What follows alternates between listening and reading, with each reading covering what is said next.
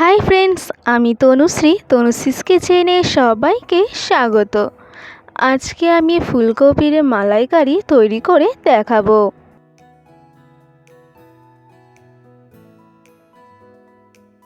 ফুলকপির মালাইকারি তৈরি করার জন্য প্রথমে একটা প্লেটে ফুলকপি আর আলুগুলো কেটে রেখে দিয়েছি।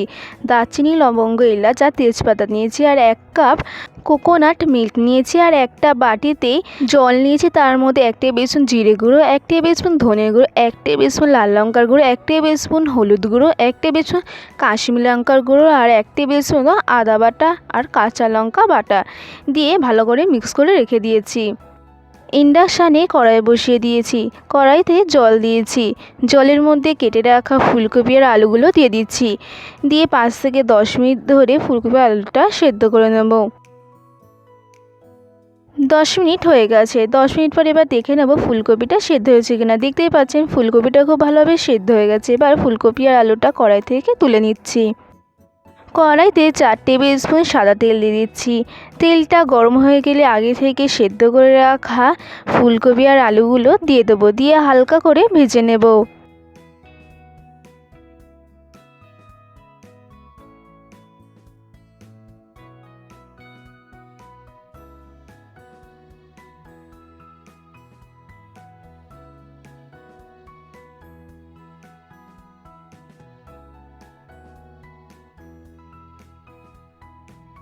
ফুলকপি আর আলুটা খুব হালকা করে ভেজে নিয়েছি, দেখতেই পাচ্ছেন। এবার এগুলো তুলে নিচ্ছি এক এক করে। এবার ওই একই কড়াইতে আরও 3 টেবিল স্পুন মতো তেল দিয়ে দিচ্ছি। তেলটা গরম হয়ে গেলে দারচিনি, লবঙ্গ, এলাচ আর তেজপাতা দিয়ে দিয়েছি। 30 সেকেন্ড মতো ভেজে নিয়েছি। ভেজে নেওয়া হয়ে গেলে আগে থেকেই তৈরি করে রাখা যে মিক্সারটা দিয়ে দিচ্ছি। দিয়ে মশলাগুলো খুব ভালোভাবে কষিয়ে নিচ্ছি।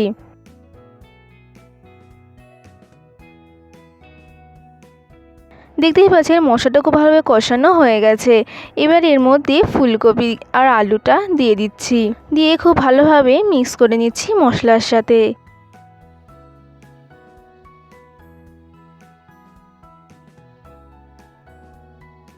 সব কিছু খুব ভালোভাবে মিক্স করা হয়ে গেলে এবার এর মধ্যে কোকোনাট মিল্ক দিয়ে দিচ্ছি 2 কাপ পরিমাণ। এবার সব কিছু খুব ভালোভাবে মিক্স করে নিয়ে 10 মিনিটের জন্য ঢাকা দিয়ে রেখে দেবো।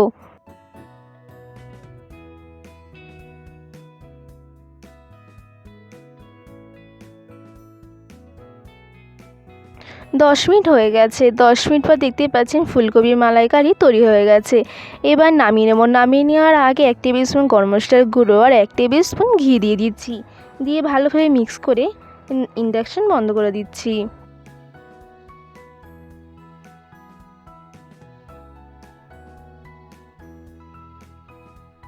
ফুলকপির মালাইকারিটা এবার একটা বোলে ঢেলে নিচ্ছি।